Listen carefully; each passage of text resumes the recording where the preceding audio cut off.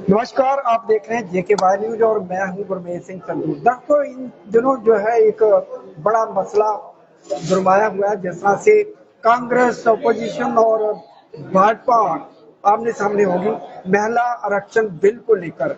जिस तरह से 2023 में ये ऑलरेडी पास हो चुका है और इवन के प्रेसिडेंट की जो है हस्ताक्षर भी हो चुके, सिर्फ इम्प्लीमेंट करना था। और भाजपा जो कहती थी कि 29 को जब चुनाव होंगे तभी करेंगे। हमारे साथ पूर्व मंत्री हर्षदेव सिंह और पैंथर पार्टी के चेयरमैन, उनसे बातचीत करें। पहले तो आपका बहुत बहुत स्वागत है। देखिए, शुक्रिया, बहुत बहुत शुक्रिया। मैं आपका पूरा ये समझ चुका हूँ। ये जो बिल है इसके ऊपर क्या कहेंगे? बिल्कुल आपने ठीक फरमाया है। जहाँ एक कहावत है अंग्रेजी की, where there is a will there is a way. जी, जहाँ चाह है वहाँ राह है। हकीकत ये है कि ये लोग नहीं देना चाहते हैं विमेन को रिजर्वेशन। अगर ये देना चाहते आज तक दी होती। अब मुझे बताइए कि 2023 में बिल पास हुआ और कितने वोटों से, जब वुमेन रिजर्वेशन की बात हुई 454 वोट इनको मिले थे। बिल्कुल ऑपोजिशन और 2 ही वोट खिलाफ गए थे। बिल्कुल सबने कहा कि वुमेन रिजर्वेशन होनी चाहिए। लेकिन जब वो बिल पास हो गया, उसको नोटिफाई ही नहीं किया गया 3 साल तक। 3 साल तक उसको नोटिफाई नहीं किया गया क्योंकि मंशा नहीं थी कि किसी की भी कि विमेन को रिजर्वेशन देना। सिर्फ एक ड्रामा जो है वो किया जा रहा था। और उस बिल को नोटिफाई कब किया जाता है? अप्रैल में, जब ये नया तमाशा शुरू किया जाता है।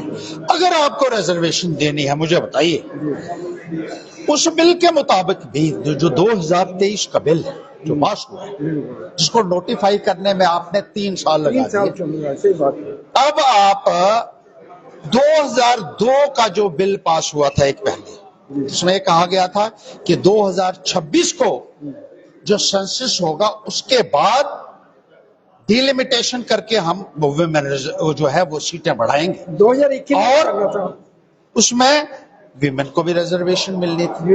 अब दोनों बिल्स को जो पास हुए हैं पार्लियामेंट में, एक 2002 का, दूसरा 2023 का, इनको इकट्ठा पढ़िए। आपको कोई नहीं रोक रहा है विमेन को रिजर्वेशन देने के लिए।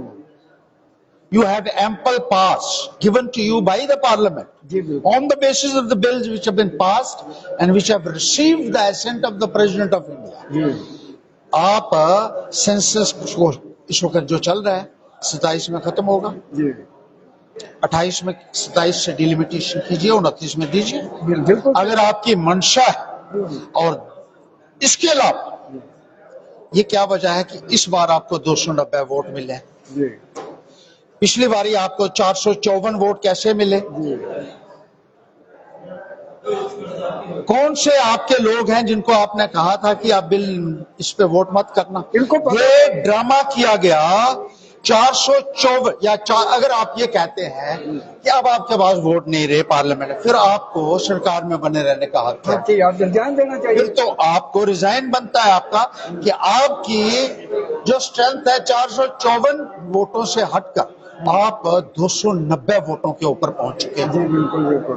तो ये अगर आप कहेंगे कि चित्त भी आपका और पट भी आपका और सड़कों के आप यहाँ ड्रामा करेंगे और ये समझेंगे कि कोई समझ ही नहीं रहा है आपको, तो आप मेरे ख्याल में खुद ही बुद्धू बन रहे हैं। लोगों को बेवकूफ मत समझिए। टाइमिंग देखिए, टाइमिंग क्या, 5 राज्यों में चुनाव है और ये सेशन बुला लिया, इसके ऊपर करो जी, इसको पास करो। आपने बिल्कुल सही फरमाया है कि इलेक्शन के बीच में लाया, इलेक्शन के बीच में फेल करवाया खुद इसको, एक बिल को, और फिर वो ड्रामा पूरे उन राज्यों में खेला जा रहा है कि देखिए किस तरीके से हम तो बहुत बड़े, we are holy cows and all these opposition parties who are opposing us, they are all anti-women. This is the message which they wanted to create, ताकि इनको फायदा मिल सके उन स्टेटों में जहां इलेक्शन हो रहा है। मतलब कि महिला विपक्षी पार्टियां जो है महिला बिल जो है रिजर्वेशन बिल जो है वो पास नहीं करने दीजिए। लोगों के बीच में ये मैसेज देने की कोशिश की जा रही है, लेकिन जो जिस तरह से पूरी सेना लगा दी वहां पे सीआरपी के जिस तरह से हमला होने वाला है, और जो एक महिला को हराने के लिए सारी सरकारी तंत्र और चुनाव जो ये जितनी भी एजेंसियां हैं वो काम करी हैं, इसको लोकतंत्र कहते हैं क्या? अब इसको कौन सा तंत्र मैं कहूं, ये बहुत ही आपका सवाल जो है ना, इसके लिए एक नया लफ्ज जो है याद करना पड़ेगा, क्योंकि मुझे नहीं लगता डिक्शनरी में ऐसा कोई लफ्ज है जो ऐसी सिचुएशन को एक्सप्लेन प्रॉपरली तरीके से डिस्क्राइब कर सके। हिंदुस्तान के लोगों को समझना पड़ेगा।